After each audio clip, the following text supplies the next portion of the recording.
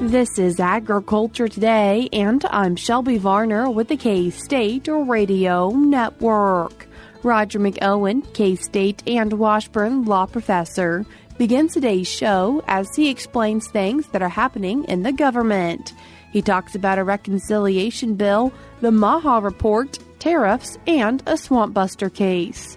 Continuing the show is Tawnie Larson, project manager for the Kansas Agriculture Safety and Health Program at K-State, as she discusses the importance of properly washing clothing after working with animals or pesticides. The Beef Cattle Institute's Brad White and Brian Lubbers wrap the show as they explain Clostridial diseases and what causes them.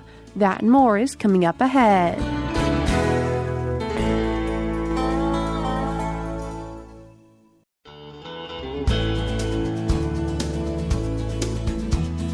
You're tuned in to Agriculture Today, and we start our Wednesday show hearing from K-State and Washburn law professor Roger McEowen. Roger, thanks for joining us today.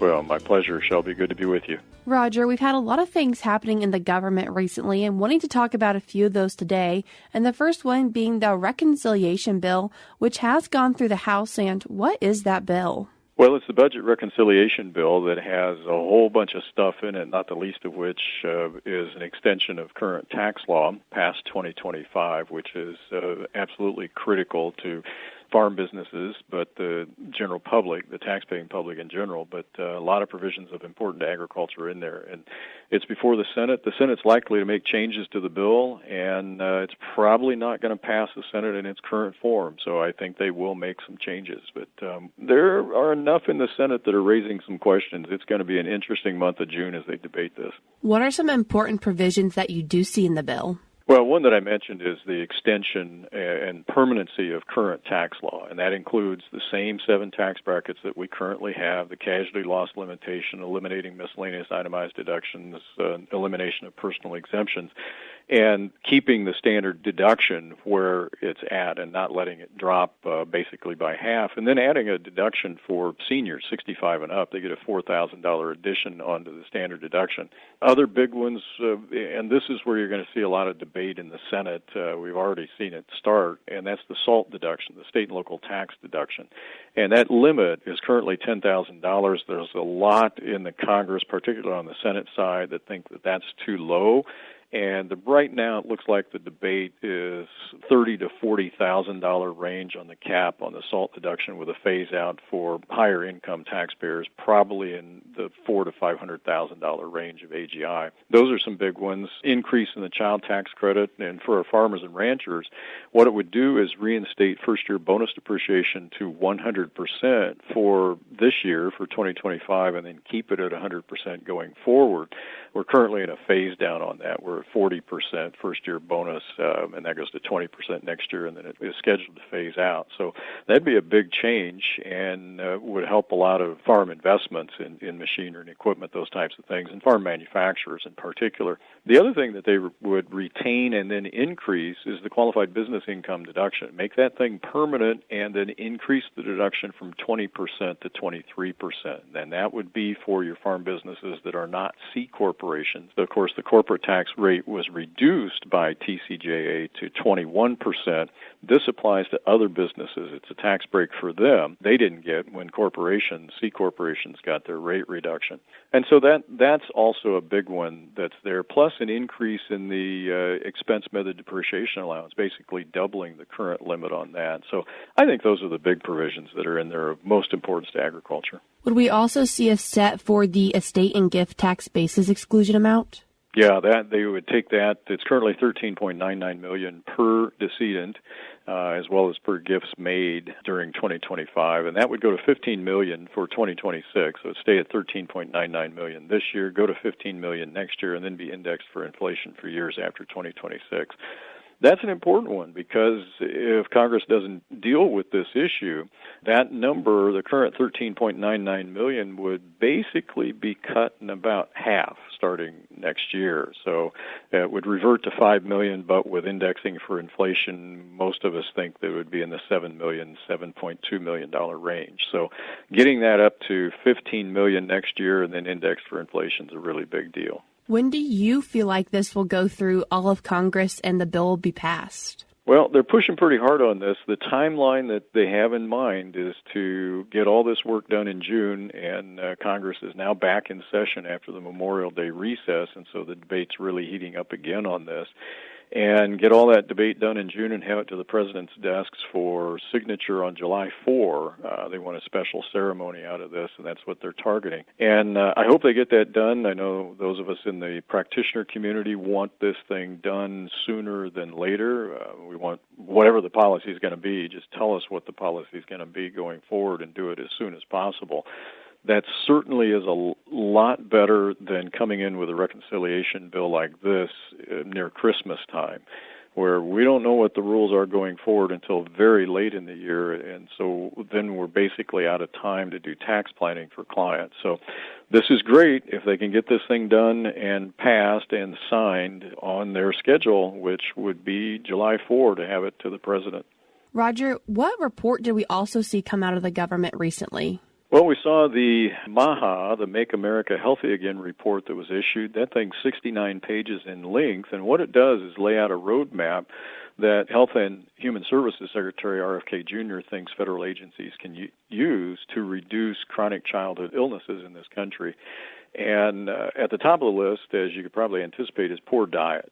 I think some of the key stats coming out of the report is that 70% of food that most children consume contains ultra-processed ingredients. Now, there's a tie-in to Farm Bill programs there and SNAP programs, because unless they reform SNAP, then what we're having is the government subsidizing low-quality food that children are able to eat through the SNAP program, then which exacerbates the poor diet program. Then we end up paying more money on the healthcare side of things on the back end. So they can address that and reform SNAP at the same time. That'd be a good deal. And there's some other big stats in this that are just glaring, too.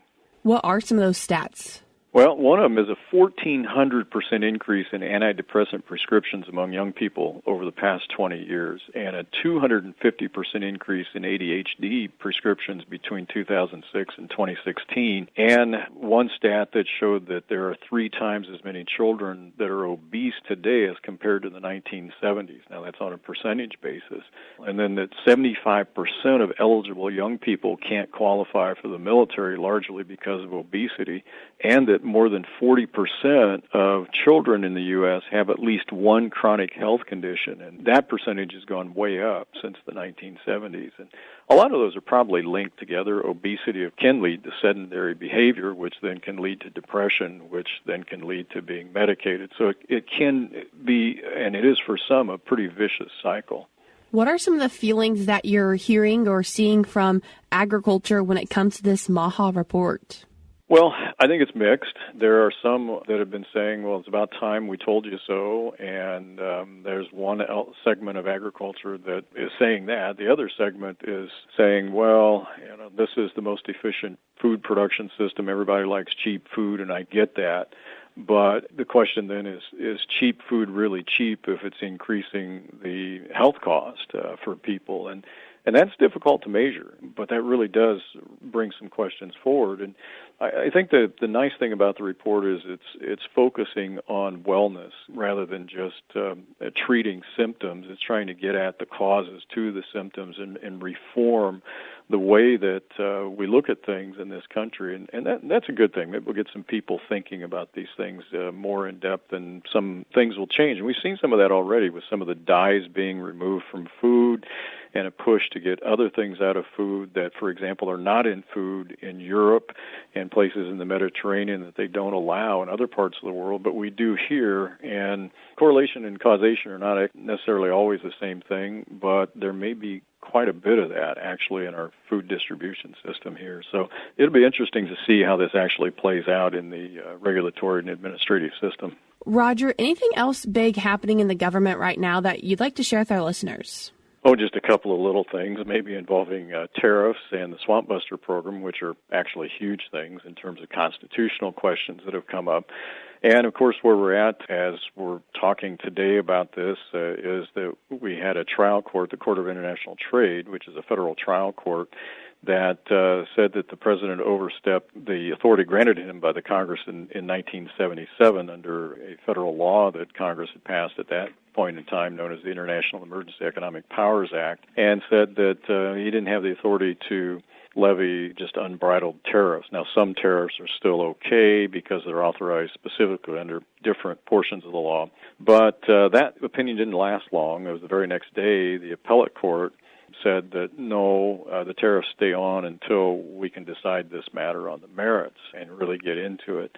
And so the tariffs, no change on the tariffs right now. It's economic policy, which really raises a question as to whether the courts belong in this anyway. The Congress is not a party to this case. It was the Congress that delegated the president the authority in 1977. If they have an issue with that, I would think that the Congress would sue, would challenge to try to claw back some of their authority, but they're not a party to this case. And then constitutional issues were raised in a Swampbuster case coming out of Iowa. And while the court said that the farmer really couldn't challenge the regs because he hadn't exhausted his administrative remedies through the USDA administrative appeal process, they went ahead and upheld the Swampbuster regs by saying that it's not the Commerce Clause that applies, but they're valid under the spending authority of the Congress, which can tie all types of conditions to the receipt of funds, such as federal farm programs. So that'll be an interesting case to see what happens as it winds its way through the process. Roger, I appreciate you taking the time to join us today. Thank you, Shelby. That was K-State and Washburn law professor Roger McEowen. He did write a couple of blog articles on today's topics, which I will link in today's show notes on agtoday.net. We're cutting to a short break now on Agriculture Today, but we'll be right back.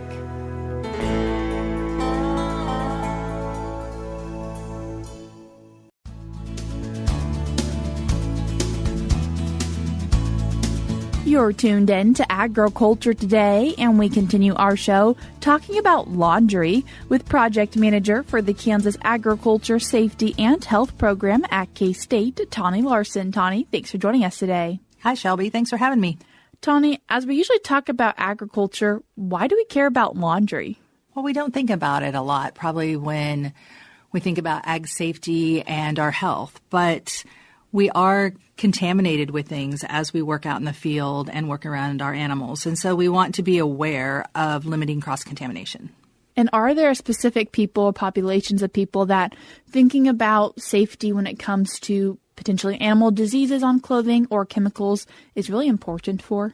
Yes, I would take extra caution around children, those with compromised immune systems, women that are pregnant, and anyone else that might be super sensitive to odor or other chemicals.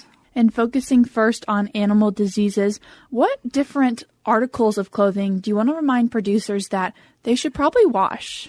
So I think it depends on what producers wear, and that's going to make a difference on also their operation. So mostly there's going to be gloves and maybe a mask or boots and coveralls and jackets and hats that you might put the same hat on every day. So those are items that we need to take some special care and think about washing them on a regular basis. And again, it just depends on if you're pulling calves, if you're around a lot of manure, or maybe just what the exposures are and how often those items need to be washed. But they should be washed on occasion. I know there's probably certain times of year that doesn't seem like that's going to happen, but just keeping in mind and being aware of the stuff that you're carrying around, and you're in your truck, you're in your tractor, your UTV, and you're, of course, around your animals and also your family.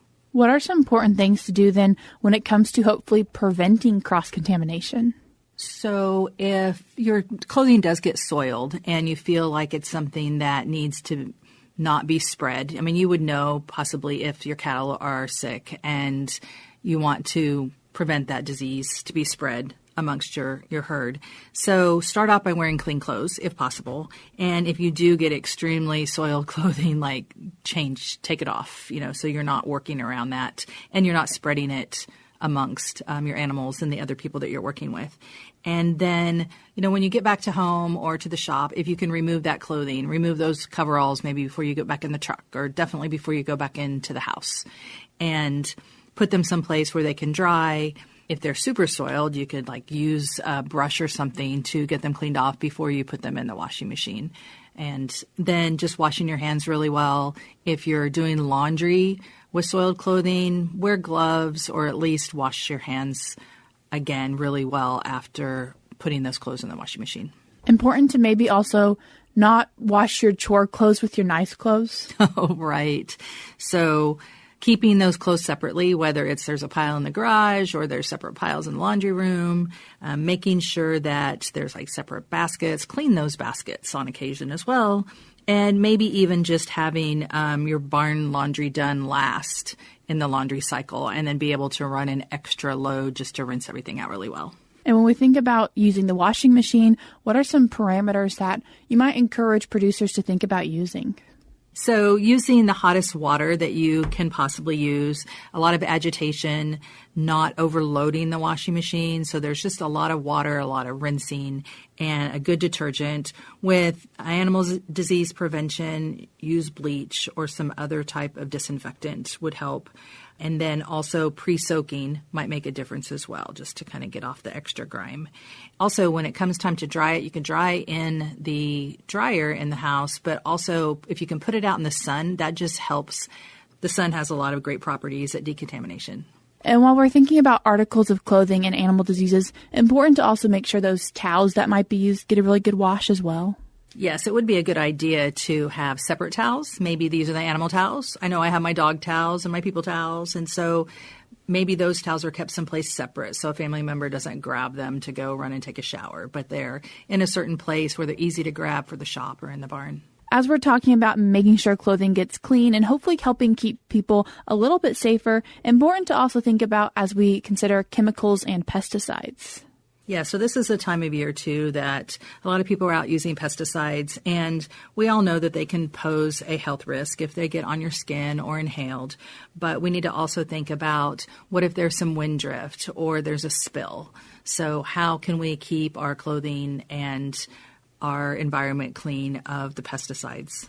And is this important to do every time after dealing with pesticides, even though you don't think you got any on you? Yes. I mean, opposed to what we were talking about with the animal diseases, if your clothing is exposed to pesticides, it is a really good idea to go ahead and wash them as soon as possible. And if you can't wash them as soon as possible, at least put them aside someplace where they're not going to be up against anything else as far as laundry or anything else in the home. So what's some important things to consider when trying to get this laundry clean? If you are using pesticides that are granules, dust, or powder, shake the clothing outside. Don't forget about your pockets and your cuffs and that type of thing. But get as much loose stuff as you can off. And if it is like a spray pesticide, then just get them into the washing machine as soon as possible. And if you can remove your clothes outside or in the shop or whatever before, that's even better. And again, wash these clothes by themselves and not with your non-working clothes. And also, if you are doing laundry yourself, it would be a good idea to use gloves just so you don't get additional exposure on your skin. But if somebody else is doing that laundry, be sure and tell them that you think you may have gotten some pesticides on your clothes. It's a good idea to keep everybody safe and informed. And for animal diseases, you mentioned using bleach, but is that something to be used for pesticides? Not necessarily. It doesn't really add to the decontamination of the clothing. So just really a lot of water, again, pre-soaking, agitation, and good detergent with hot water. And once again, using the sun, hopefully to your advantage? Yes, the sun is fabulous natural decontamination. And as our weed specialist also mentions many times, the label is the law, and sometimes could producers find something on that label to make sure their clothing gets clean? Yes, for sure. Always read the label on the pesticide container to find out if there's some certain washing instructions.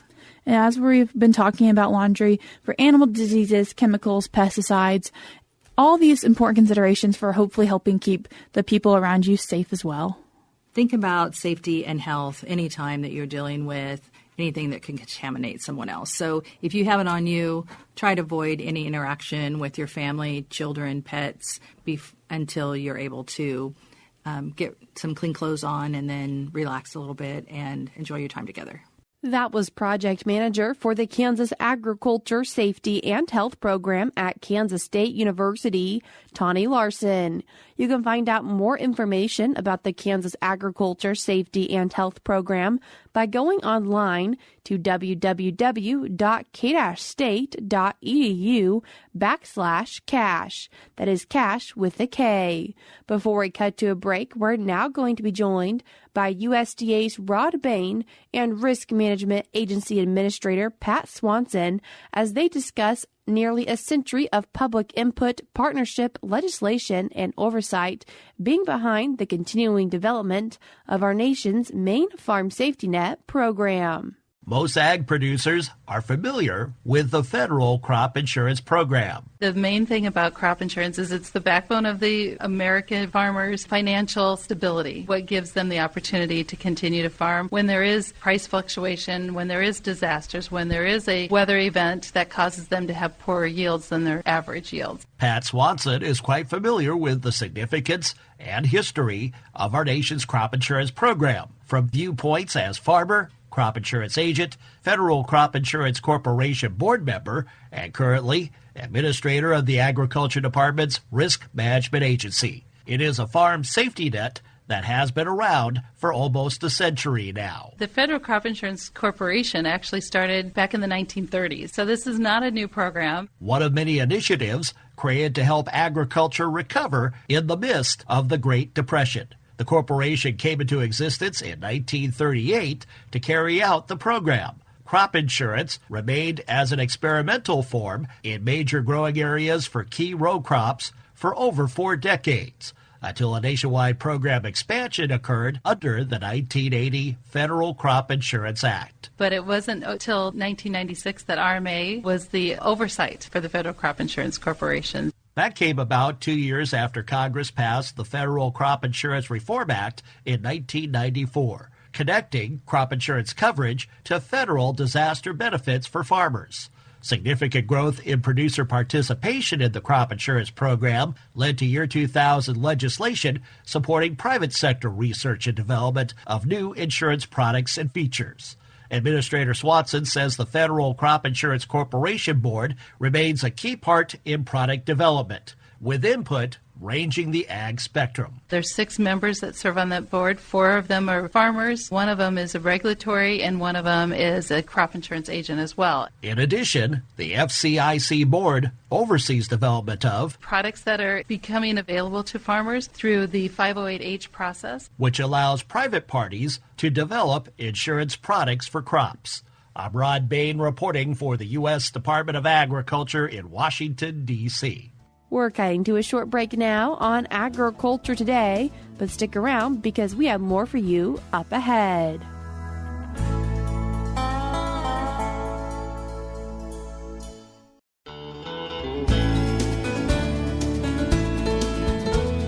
You're tuned back into Agriculture Today, and we wrap our Wednesday show with the Beef Cattle Institute's Brad White and Brian Lubbers. As we think about rolling into summer here, one of the potential concerns is Clostridial diseases. Blackleg is one of those diseases. Actually, tetanus is another. We just don't see tetanus as frequently. But then there are also some Clostridial diseases that affect young calves. So, Brian, I just want maybe an overview of Clostridial diseases in general, because this is often a vaccine that we give to young calves. So what causes them? Yeah, so as you mentioned, call them Clostridial diseases because they're caused by bacteria in the family Clostridium. And as you mentioned, blackleg is kind of one of those disease syndromes. Tetanus is a disease syndrome caused by Clostridial organisms. They're all kind of in the same family, and they all kind of have the same, I'll say roughly the same life cycle. These are organisms that we find in the soil. They're very hardy in the environment. They're pretty much everywhere. And I don't want to say, they're not really outbreaks, but when we see multiple cases of one of these Clostridial diseases at the same time, it's often we can trace it back to some sort of disruption of the soil. And so, someone was digging a pond, or there was a, heavy rainfall and a washout. Things like that can basically lead to an exposure to these bacteria, and then we see these diseases. And these bacteria are different than most because they're spore forming, and once they're in the environment 100 years, they can be viable for a long time. Yeah, and as I mentioned, they're pretty hardy in the environment because they do form these spores that they're not as susceptible to drying out or being too wet. Like they can survive those kind of, for a bacteria, pretty harsh environment. Which is why when you scrape yourself on a rusty nail or a piece of wire, you go get a tetanus shot, or you make sure your tetanus shot is up to date. And the vaccines that we give to cattle, it's often a 7-way or sometimes an 8-way Clostridial, because and when we say 7 or 8-way, those are the different strains in that vaccine that cover tetanus or blackleg or some of the other syndromes. The overeating disease and pulpy kidney disease and all of those. Yep. And they're just different species of Clostridial bacteria. And so we can put all of those species into the same vaccine, or Bacterin in this case, to help protect against a variety of those. We've talked before about vaccines, and some of them are better than others. How good are these vaccines? We think in general they're pretty good vaccines, because usually herds that have a strong vaccination history, we usually don't see outbreaks of Clostridial disease. You might see a case or so. However, the one thing as far as, using that kind of evidence to support that a vaccine is good or not, we also don't know what the exposure is. We know they're in the environment, but are animals exposed every year, every day, every couple years, only when there's a soil disruption? So, it's kind of one of these things where it's a relatively inexpensive vaccine with probably very, very few side effects. And so we do recommend it as part of a routine vaccination program. And a lot of these diseases, we mentioned blackleg specifically. If you have an animal that develops blackleg, the prognosis is not very good. And so, in fact, the first sign may be dead. First sign may be dead, right? And so you can pay for a lot of vaccine by avoiding that one dead calf. So we do include it as part of a routine vaccination program. Typically, they will get some immunity passed on from their mother in the colostrum or that first milk. However, we can't tell by looking at the calves who got good immunity and who didn't. So there are instances where in those calves, if I'm processing them at 60, 90 days of age before pasture turnout or at pasture turnout, I may want to give them a Clostridial vaccine, because if they got good immunity from their mother, this doesn't help. If they didn't, it could help them build some immunity. Would you agree with that as we're thinking about this time of year? Yeah, and there's always, there's lots of factors. Were they a calf that was born to a heifer where the colostrum may not be as good? Or like you said, you can't look at them and identify. So like you said, work with your veterinarian, but it's kind of one of these vaccines where everybody kind of gets it to decrease the risk for the whole herd. Once again, that was the Beef Cattle Institute's Brian Lubbers and Brad White.